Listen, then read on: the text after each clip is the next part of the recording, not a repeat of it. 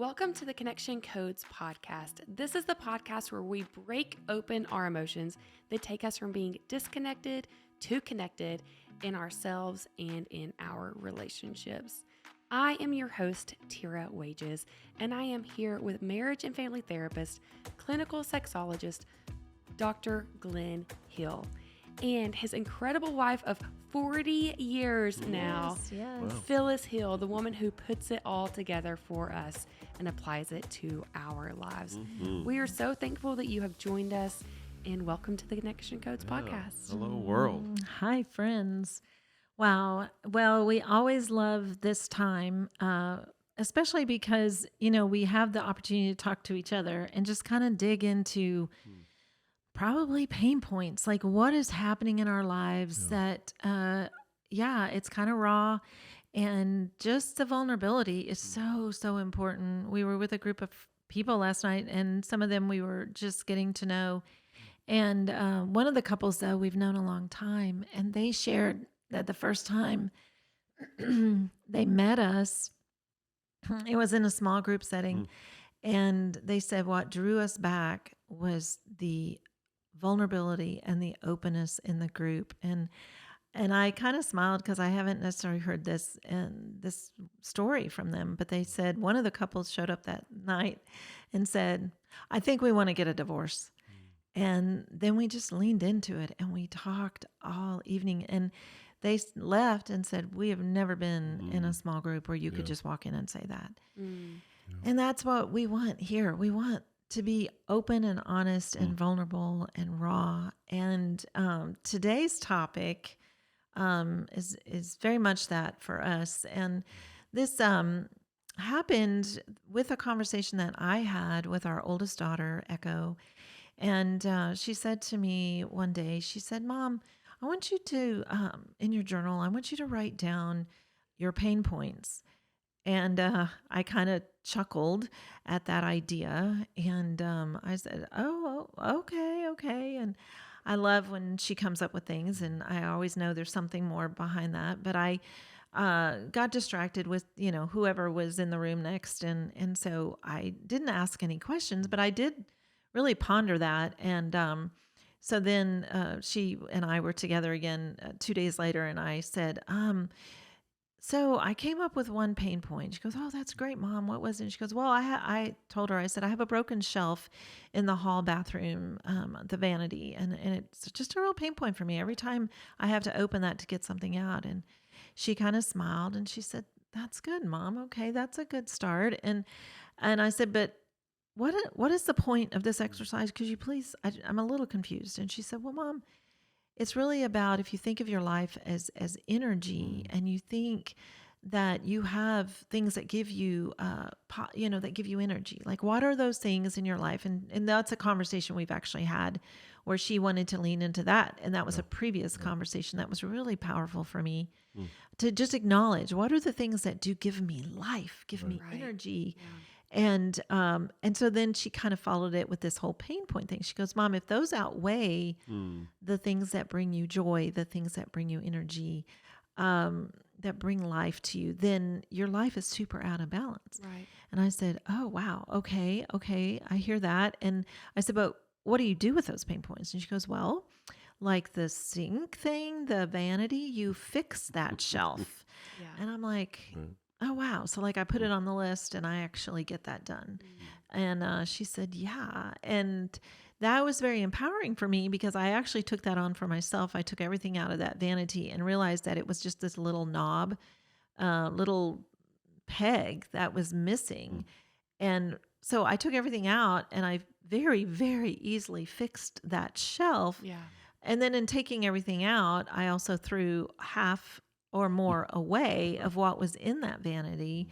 And so when I was done with that project, I felt so much joy and I felt so much identity that I had just done it. Yeah. And I put it on the schedule. I got it done on a Saturday. And then I, of course, had to tell all of our kids, "Hey, I fixed the shelf and I cleaned it out." And it was a funny, I had, I think, maybe 28 toothbrushes that were under that sink of all of our grandkids and our kids that spend the night and they always forget their toothbrushes.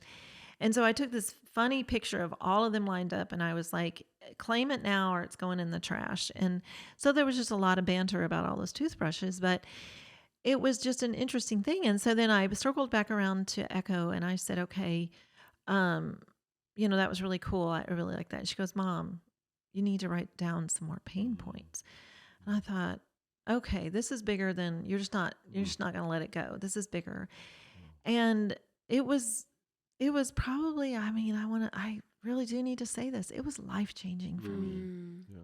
Life-changing because I realized that I have functioned my whole life thinking you just suck it up and do it. Yeah. You absorb whatever you have to absorb. You don't acknowledge that that's a pain point. I was so shocked by the sitting in it, the realization of it, the things, and even the backwards like thinking where instead of addressing the pain point, I thought, okay, we should just move out of this house. That's how I thought I could get around a pain point instead of just acknowledging a pain point. Yeah. And so for me, it was such a big thing.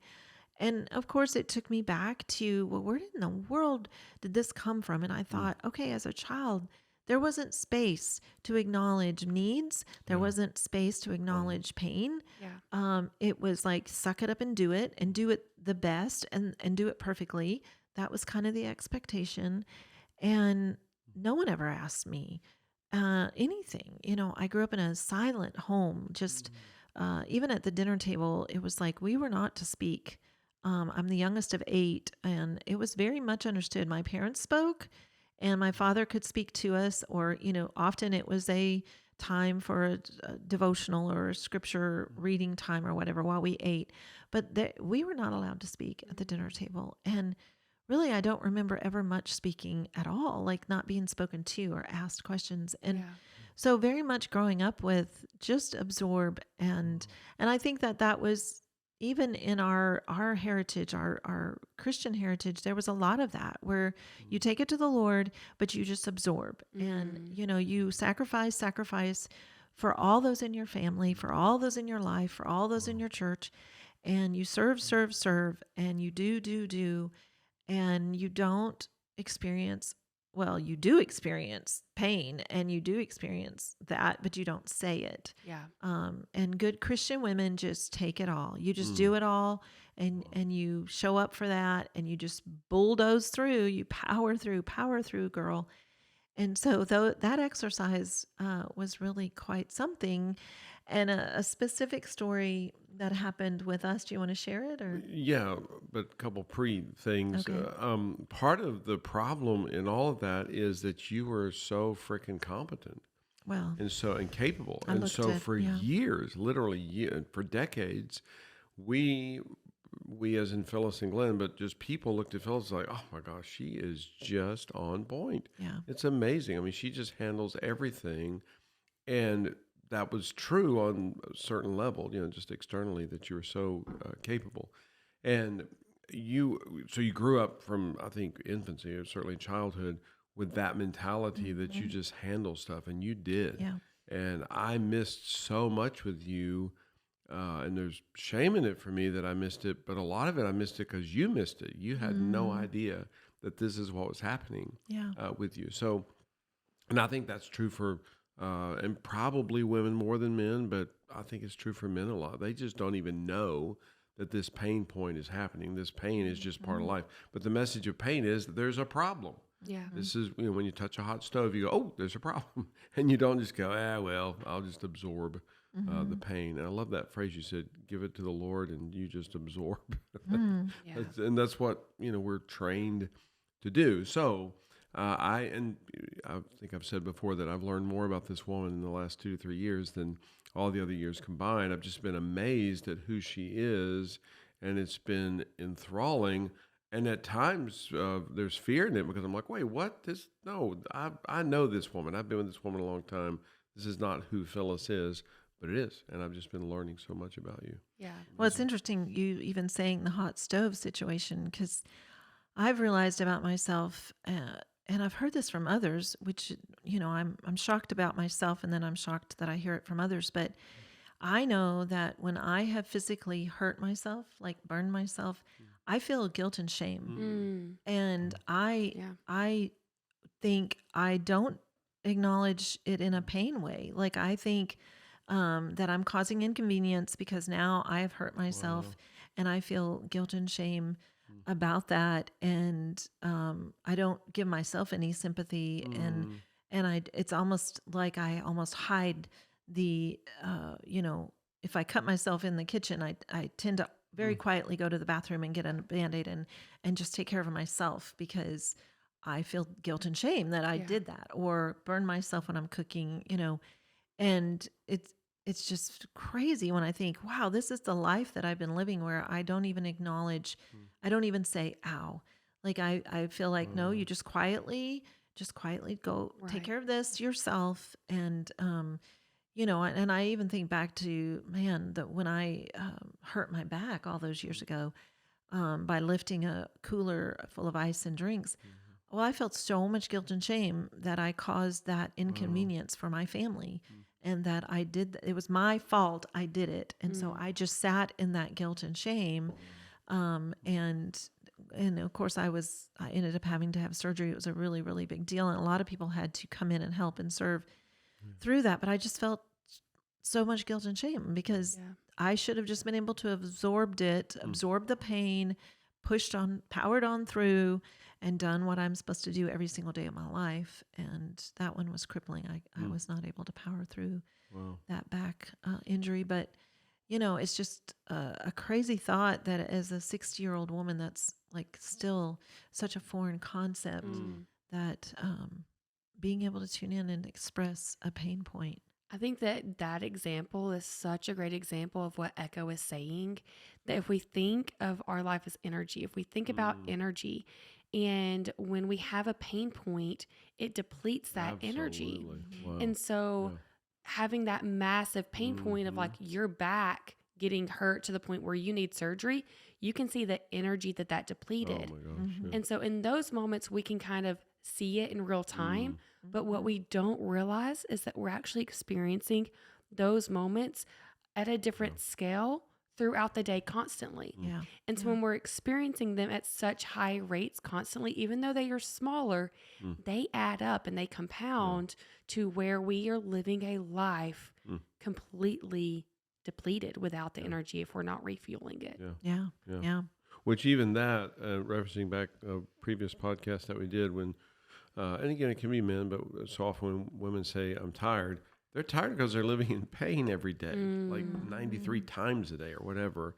And so, yes, they are tired, but a lot of that tiredness is from the pain, whether it's emotional, physical, or whatever. So Yeah. it's a little side note. But so anyway, that brings us to the story. And this was probably not quite a year ago.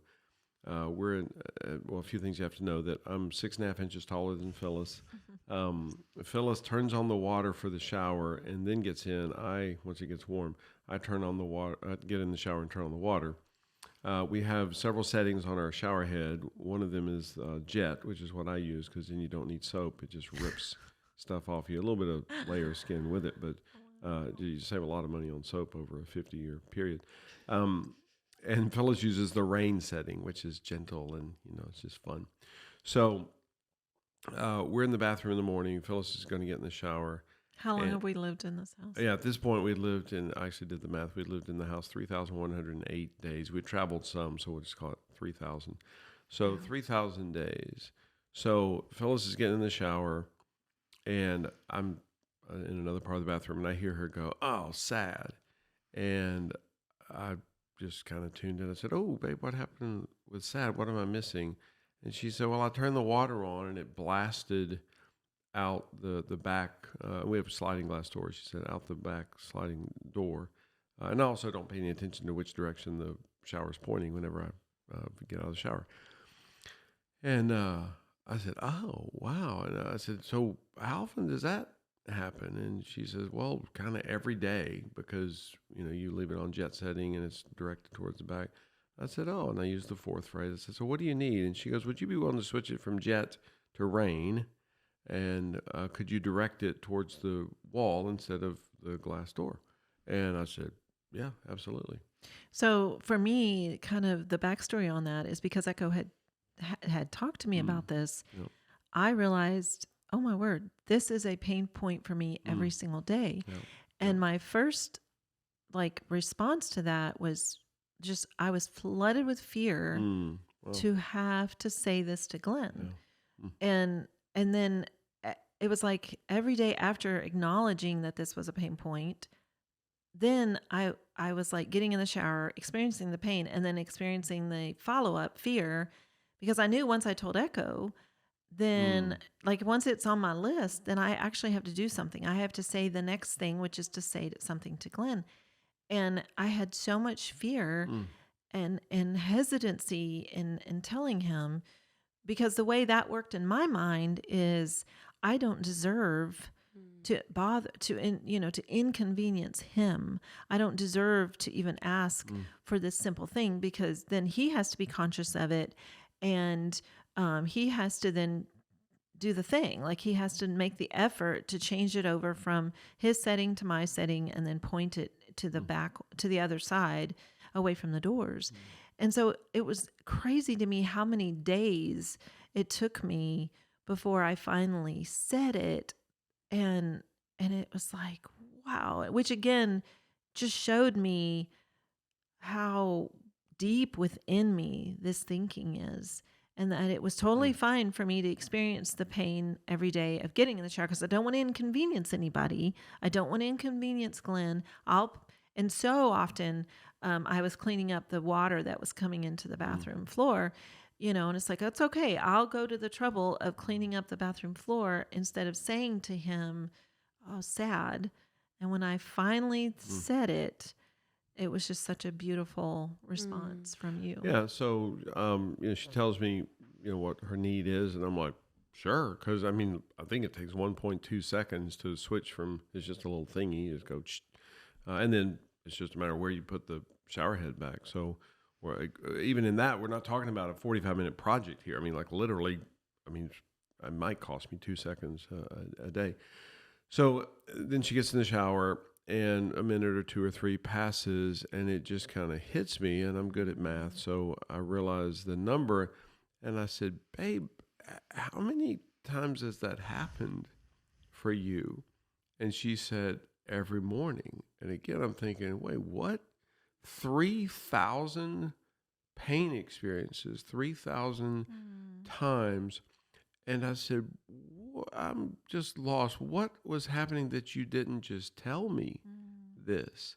And then she tells me, she says, well, there's fear in telling you, there's guilt because I don't want to inconvenience you. And again, I'm sitting there thinking, what, 1.2 seconds out of my day? Oh my gosh, what a huge investment. What a loss on my part. And so she says, I just didn't want to bother you with it. And I said, I'll leave out the profanity, but I said, babe, I'll break down a wall for you. And so I'm just stunned that this precious human being has never said a word to me about this. 3,000 times she has had this pain experience and has never said, ow, has never said, ooh, that feels painful. Oh, that hurts. And I'm thinking, my gosh, what is happening here? Because this girl she's number one. There's not a close second. I would do anything for her. And yet she is flooded with fear, guilt, fear of guilt, to tell me that this is a pain experience. And we're not mad at our parents, but I do think, how in the world did we get that established in us so early in life, where it's like, no, just shut up. We don't want to hear about your pain point. Nobody cares. And so we were trained, and for both of us, we were trained early in life. Don't exist. I always say, don't be aware, don't care, and don't share. Just don't even, and again, I like that phrase, give it to the Lord and then just absorb. So for 3,000 times, you had just absorbed this pain. And again, it's not a life event. It's not like this is, you're losing a limb every time it happens, but it's a pain experience. And it's happening over and over and over and over again. And the amazing thing about it is the incredible corollary of it. Now, the year or so it's been since then, every morning I'm the hero. And I mean, literally, I'm in the shower, and again, I'll skip the profanity, but I'm literally thinking, you dang right, people. I'm taking care of my girls. Everybody paying attention here? Like, I turn the shower from jet to rain because I'm the man. I'm the hero. And it's just bizarre that literally every morning since then, it's a joy experience for me because I'm taking care of my girl. And I laugh at myself even in the moment because I'm just like, it's not like just built a city or something. You literally, but it's a joy experience for me every morning whenever that happens. But all that came from you being able to say the pain and me being there, just meeting your need. So remarkable. Well, because I think about it, you're starting each day with not only the jet setting coming out of the shower, which when y'all told me that story for the first time, Wes is a foot taller than me, and we've had the same thing. I mean, we have flooded bathrooms from the water coming out of the shower. So people that have a height difference, there's a lot of women be like, oh my gosh, it's not just us right now. But you were starting your day with that.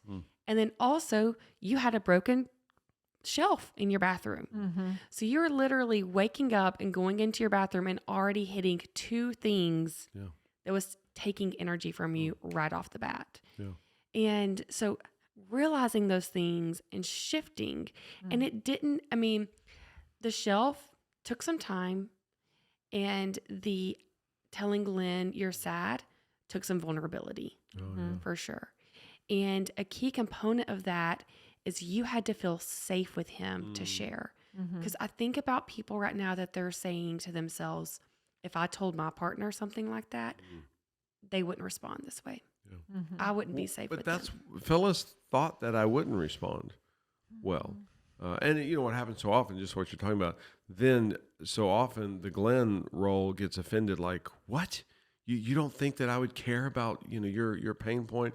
And then they're off to the cyclone. But so it's still, and let me just say too, yes, Phyllis experiences safety with me, but she also experiences non-safety. I mean, she felt fear about sharing that with me. The difference between Phyllis and Glenn now and Phyllis and Glenn 30 years ago is she just tells me that she feels fear about sharing this. And I use the three phrases. I'm like, oh, wait, what's happening with fear? What am I missing there? And she tells me, and then she goes ahead and tells me the thing. And there are times that, we kind of dance with it where I'm like, oh, so tell me the thing. What was the thing? She's like, I can't tell you because I feel too much fear. I'm like, okay, I get the fear. So what's the thing? She's like, I can't tell you that. And we do that 6 times, and then she finally tells me. I didn't get to know Glenn 30 years ago, though. And so if she had told you 30 years ago, would your response have been the same? Whew. Great question. And I think that's where a lot of women are today. Yeah. I'm sitting here thinking about that I think, just on the little things, I'm just picturing other households where, you have that nagging, that constant, I hate it when you leave your shoes in the middle of the floor. Right. I hate it that you can't pick up your clothes. And there's a disconnect, there's a missing of each other, whether it's the husband or the wife, or even if this is your pain point with your kids or whatever. It is the realization that number one, there is a solution. And a part of it is in how it is expressed, and then the systems that you create. Yeah. Our house, and you could talk to all 4 of our kids about this, but we were always just about 15 minutes away, 10 minutes away from having unexpected company come in for dinner. Like, our house was always that close to being company ready, if you want to say that. Yeah. And, there was, just functional order was always super important to me, both of us, but I had it on my radar. And I believed, like with kids, that a system they can keep is so important. Yeah. And we started that when the kids were really small. Just, here's your basket for your cars. Here's your basket for your Legos. There was always an order. So it's like, even when they were super small, here's the basket for this 2-year-old, 3-year-old, put your toys in this basket. And there was just this understanding of, we are a team and we're going to function in a house that is orderly because, just that ability. And I was always amazed how, like, even a playroom, kids go in and their tendency is to trash the playroom, but then they don't want to keep playing in that trashed playroom. They want to go somewhere else because it's so trashed. You pick it up and they're like, oh, I love my playroom. And they go back into the playroom and you're just like, but you're the one who dumped out all the Legos. Right. And it doesn't make sense on one level, except that they just have to be trained over and over that we all do function so much better in a house that has order. And there's so much about that in a lifestyle of eliminating excess. Like, bring about the order, eliminate the excess. It brings about more peace in your life. And so I do know that in some families, some couples, that is a real source of conflict because one is just not mindful of that. One is more of a slob. But when you have we are a team and we are wanting an environment where everyone can flourish, then you go, okay, well, then we all got to figure this one out. There are solutions. You know, the shower story is so personal and raw because it was such a realization of who I am and where I come from, and that the idea of just absorbing pain made total sense to me. That's how I was raised. But that's exhausting. And for me, it's unhealthy. And so I think that this, for some of our listeners, you may be going, okay, I already know I have a million pain points and I yell them all the time. Everyone in my house knows how much I hate shoes left on the floor or dirty socks on the floor. So it's a coming at this from a different angle when that's your family dynamic. You know, Terry, your question as far as what would Glenn have done 30 years ago, obviously I can't prove or disprove that, but I do know that we've sat with so many couples that whenever they use the connection codes, again, the connection codes, not the book we wrote about it, but whenever they are vulnerable, authentic with each other, they connect. And conversely, now I'd love to think that I'm a connection coder enough that I would have handled it anyway, but if Phyllis had turned on the water that morning and said, I can't believe you do this, you screw it up every day. Right. I would love to think I would have been present with her, followed her energy, used the 3 phrases anyway, but it would have been a heck of a lot more difficult for me to go, oh, babe, what's happening for you there? Because I'm a human, I would have felt accused. I would have gotten, flooded with either guilt, shame, fear, pain, whatever. And if that's the case, now we're off to the races. Yeah. And again, I believe that I'm capable, and I've done it many times well. I've missed it many times also. But I'm capable of using the 3 phrases in that moment. But the fact that she presented herself authentically at the core, she said the core emotion.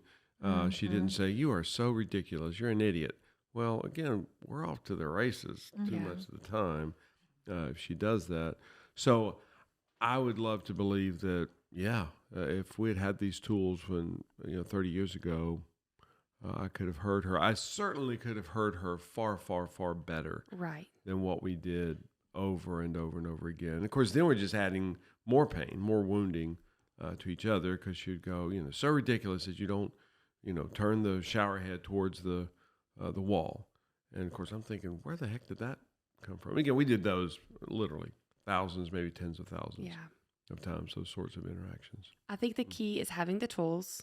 Yes. And how she presented it. Because I presented it to Wes before pre-connection codes in the hotel where the shower's flooded. And I'm like, why do you do this every day? And the response was much different from him. But also, I was not presenting it in a way that was connecting as well. And so that is a huge piece of it. And I think the other piece of it is us saying yes to ourselves. And I think we miss that because even we're sitting here talking about pain points. Like, I'm in this conversation with y'all and my mic was over a little bit. So I've been sitting crooked the majority of the time and trying to process, like, my back is hurting. I'm sitting, it was a physical pain point. And then suddenly it hit me. And this is several minutes in. Oh, I can just literally barely scoot my mic over and it's better. And so we're just so attuned to the pain. We're so attuned to coping with things and just working through it. And it's going to get better or it's going to disappear at some point. instead of realizing that so much of this can get fixed Yeah. if we just recognize it and say yes. Yeah, but what's so bizarre is that we're actually coded to not endure pain. A 12-month-old would never sit uncomfortably. Yeah. I mean, they're going to be 5, 10, 15 seconds in, and they're going to let somebody know there's a problem, which the message of pain is there's a problem. Well, that 12-month-old is going to convey that to you. Hey, there's a problem. And they don't care if it's 3 o'clock in the morning, and they don't care if it inconveniences you.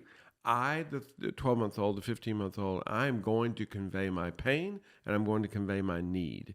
And this is pre-language. So now mom, dad has to figure out what number one, what the problem is, number two, what the solution is.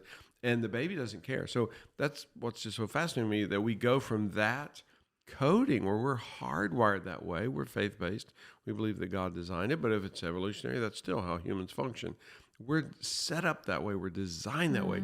So we are just mega going against the very design of our nature.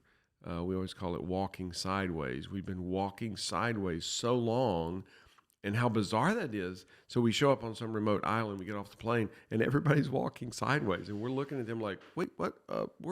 We're humans. We're bipeds. Like we're designed to walk forwards, and they're like, well, we've always walked sideways. Everybody we know has always walked sideways. Well, we've been walking sideways emotionally.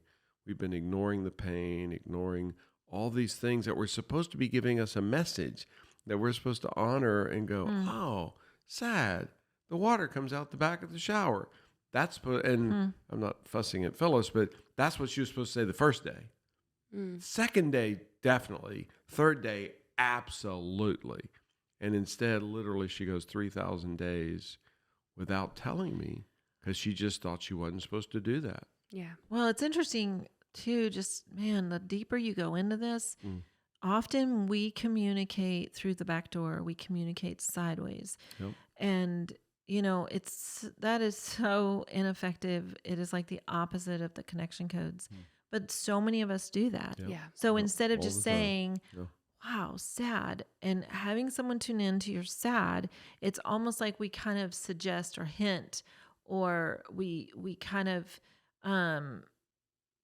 like almost like a backward. I'm trying to think of how that would play out in the shower. I could have, of course, I was totally silent about it for, the 3,000 days, but, I could have said something like, oh, this rug sure is wet, Oh, wow. you know? And so then Glenn probably wouldn't even tune into that. I mean, he probably might not even hear it or comment on it, where I'm thinking, I just made a very bold statement and he is so ridiculous that he didn't even tune in that he's the one that made the rug wet, you know? But it's such a non-connecting statement. Yeah. And we do those all And the time. then your resentment would increase because then the Right. next day when the rug is It's wet again. you're like, oh, look at this rug. It's wet again. Just so sideways. Yeah. And quite literally, and for all I know, in those 3,000 days, you did say that. I don't even know. I wouldn't even have noticed. I'd be like, Right, what is right. that? Isn't that interesting? And I'm just rolling on. Don't even notice. And I don't know that, oh, well, this is a pain experience for you. Oh, right. that's a whole different thing. Wet rug, who cares? Whatever. Right. Wounded partner, wounded friend, wounded lover. Oh, now we're in a whole Yeah. different world. Yeah. And I love what you said, Tira, as far as you may have to say it again, but tuning in, saying yes to yourself. That's what Yeah. you said, saying Yeah. yes to yourself. And I think that even when you said that, what triggered for me was the thought that I am so hesitant. Just recently, I got a health coach, and I've tried all year just on my own to make some changes. And what stops me from getting a health coach, what do you think it is? Hmm. You saying yes to yourself? Well, that's definitely true right there. Can you guess what it is? Probably guilt. Guilt.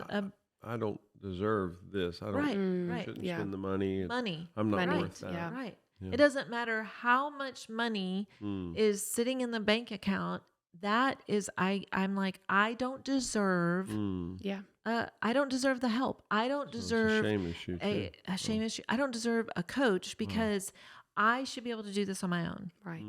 And so then defeat after defeat of, by the time I got this health coach, I think my first conversation with him was, I am in total confusion as to what is good for me and what I should be doing, because I've tried all these things this year to get some better results in my sleeping and my just my body pain, like being able to go for long walks and not feel it in a pain sense.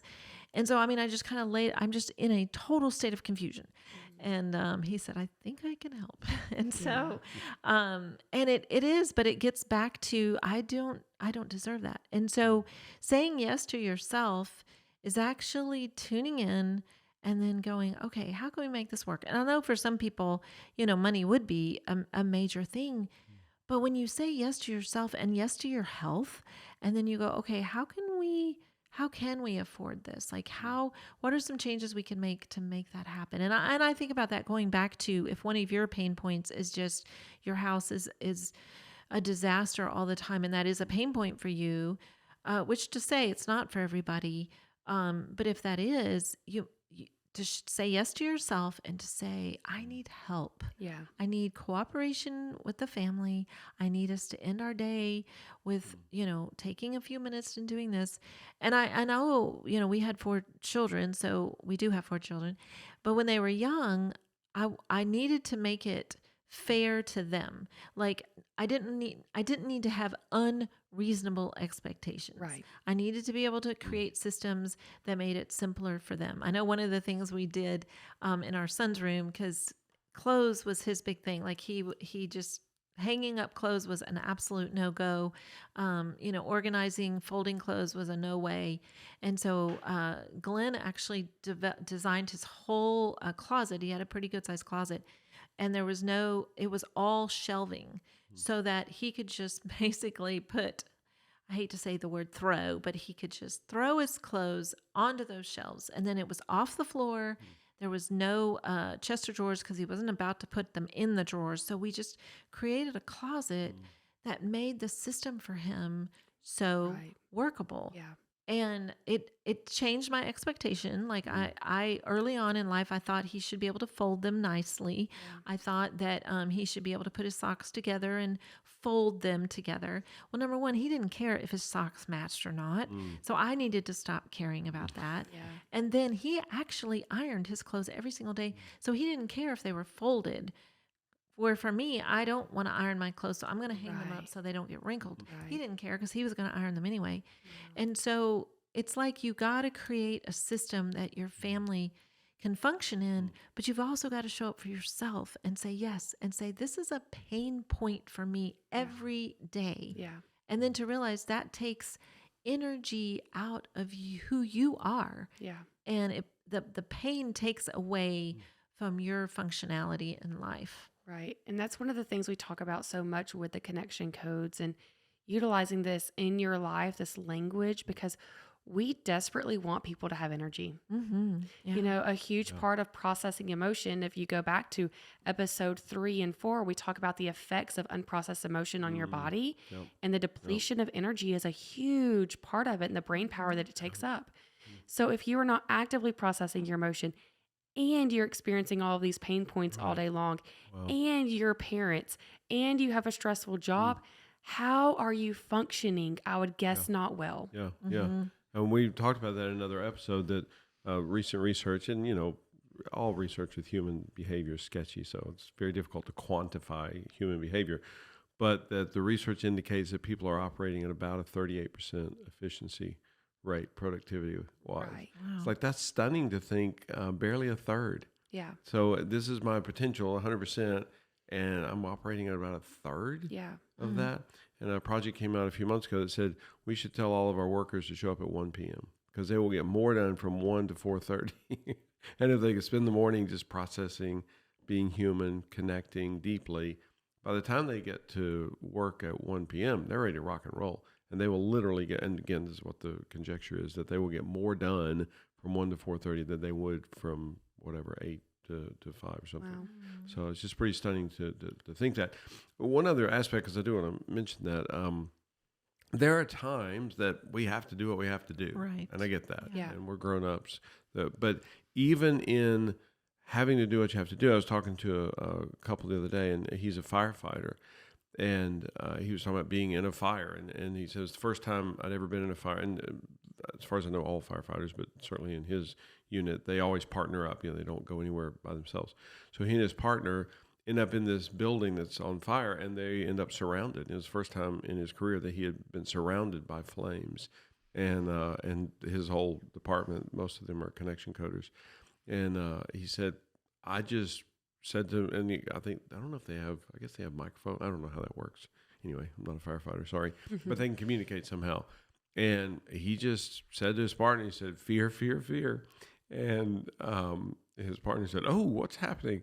And he said, I'm just flooded with fear. And his partner goes, yep, I hear you. I get that. What do you need? And my client said, nothing. I just need to tell you that. So, you say fear, fear, fear. That doesn't mean you're magically transported out of the fire. You're still in the freaking fire, and there's still danger. The message of fear is danger, beware, there's a risk of harm. So it's not that he's magically transported out of it, but he just needed to process it in the moment. And if he doesn't, he's a dumber version of himself, and that's when mistakes are made. Yeah. And because he processed it in the moment, exactly as it's happening, now he's smarter and he functions well. And they ended up unscathed and handled it. But he was actually in the moment able to say to his partner, whew, flooded with fear here. And we deserve that. We have that right to process what's happening for us. Yeah. Back to the conversation with Echo, because when I asked her, what do you do with pain points? She said, Mom, there are some that you can't change. There are, if you list out your pain points, you may realize, okay, this one is kind of with me right now. Yeah. This is something that is a part of my life that I I choose not to, you may be taking care of an elderly parent, or you may be taking care of a very sick child, and it's a pain point every day, but it's a life that you are saying yes to. Yeah. But to be able to get rid of those other pain points is so, so important. And to also make sure that you have the joy points, the points that give you life. And especially if you're saying yes to a daily pain point of maybe a caretaking situation where you go, okay, that is one I am saying yes to. But because of that, I really need to take extra time to go for a walk by myself, or to go to a walk with my partner, or to just sneak off to the movies one night a week, because I deal with a lot with that situation. So to really be aware of that we can't solve all of our pain points is really good to know. And I think if you're listening today, biggest encouragement is to actually do this. Take this time, if you're driving right now and you're listening, maybe you can't do it in the moment, but over the next day or two, write down, make a list of what would you do. And if writing down pain points, like this may be the beginning of a journey for you where you realize, whoa, I have so many more pain points than I do joy points. And to really, really lean into that. And we're so thankful that you're listening. We're so thankful that you're in this with us. I just want to throw in there, just to emphasize that even in the pain points that you cannot change, you can't, like you mentioned, caring for an elderly relative or a sick relative. Well, you're not just going to abandon them and go, I feel pain doing that, so I just quit. But to process the pain in the moment, even when you're doing it. And that, again, that may be a daily or multiple times a day where you're just going, ugh, wow, this is painful. Sad, sad, sad. I feel a lot of sadness that my dad has Alzheimer's. Well, that doesn't mean you're going to abandon him and go, well, I feel pain, so I quit. No, but you have the right to experience what you experience and to convey that experience that's good. in the moment and process it. Yeah. And I want to say, while you have your notebook out and you're writing your pain points, one of my favorite things to do is I call it a list of things that fire me up. And so I say regularly, probably once a year, there's a few traditions that I do each year, activities that I do to kind of reframe my brain. And I make a list of things that fire me up. And then I work to surround myself with those things. And so even this morning, a pain point for me has been my desktop on my computer, because I've had so much stuff on there and I hate the picture and all that. So I literally took me 1 minute, found a clean picture that brought me joy, filled it on my desktop, and now something that I'm looking at, oh my gosh, 50 times a day is going to be a joy point instead of a pain point. So instead of it depleting my energy, it's going to give me energy. Wow. And so knowing those pain points, but also knowing your joy points, sharing that with your partner. This is a great exercise to do Absolutely. with each other, Yeah. because when I know Wes's joy points, I'm able to then give him those joy points. I'm able to connect with him through those and also help him through the pain. So it's a great team partnership activity that I think is fun Yeah. to do That's together. amazing. Love that. Yeah. And so I love this. I love this episode. Thank you so much. And do you want to close by doing the wheel Yeah. for us? Oh, so let's do the wheel, an issue specific wheel about that shower. Okay. Ooh, All right. okay. I can do that. Okay. All right. So we're going back to that moment. Yeah. So definitely a lot of fear of, and really, I don't even know that I can express the fear. Just the fear of showing up for myself and expressing the pain point to you. Just had fear in saying it. Guilt that I felt guilt of inconveniencing you in that moment, or the future moments, all the moments after, all the days after, just felt guilt that, oh, now you have to think of this. Shame that it bothered me. Like really, I really had to look at that I felt shame that this was bothering me, and that I got to a point of like, wow, I've been absorbing this, and I felt shame just in the fact that it even bothered me.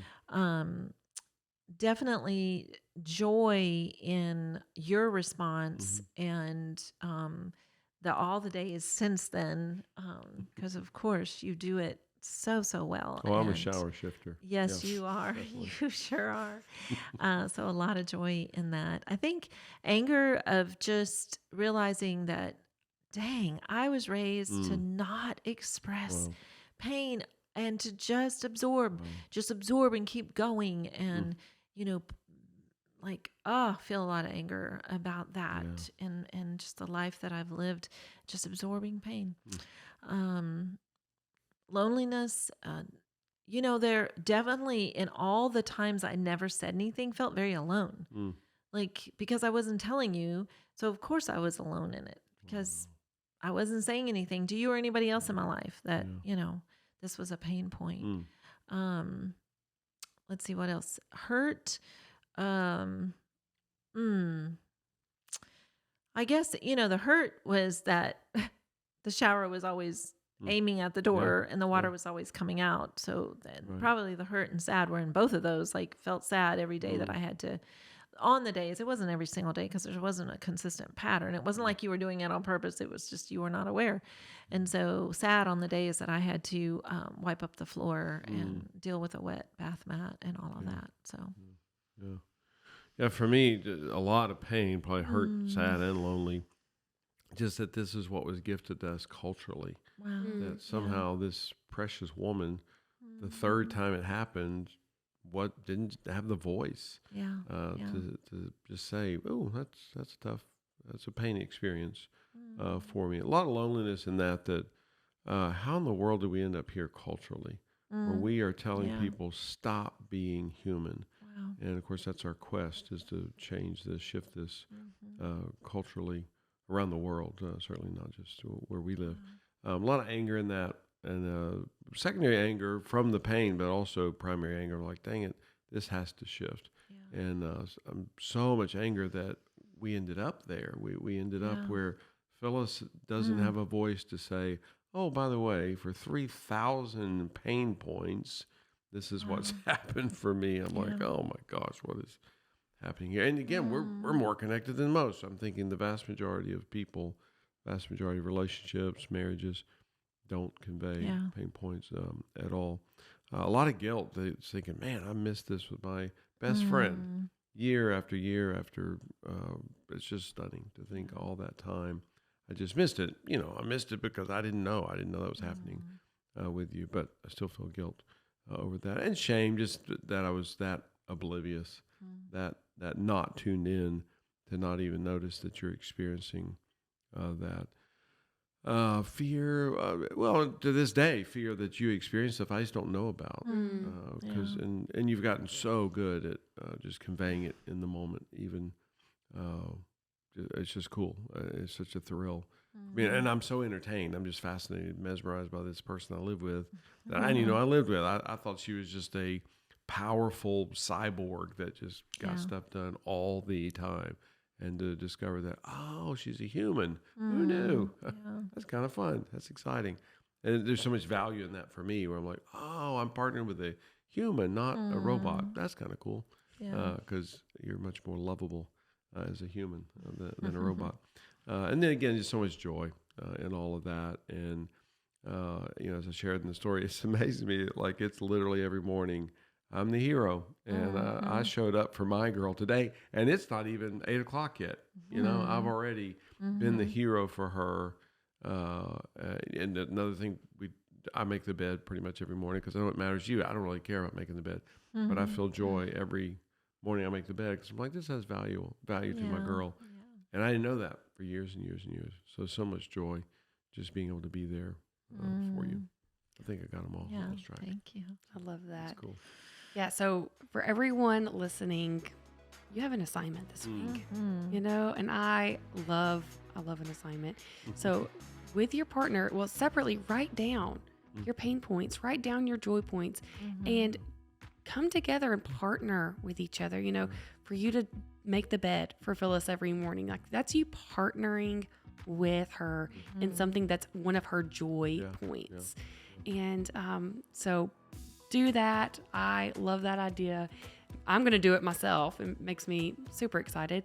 And share this episode. That would be a joy point for us to share this episode with your friends because we are all just depleting our energy every day.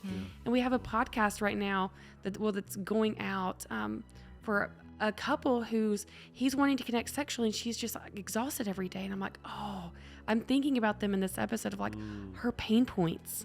We have things at the end of the day, we're exhausted. We can't connect with each other because we're experiencing these pain points all day long.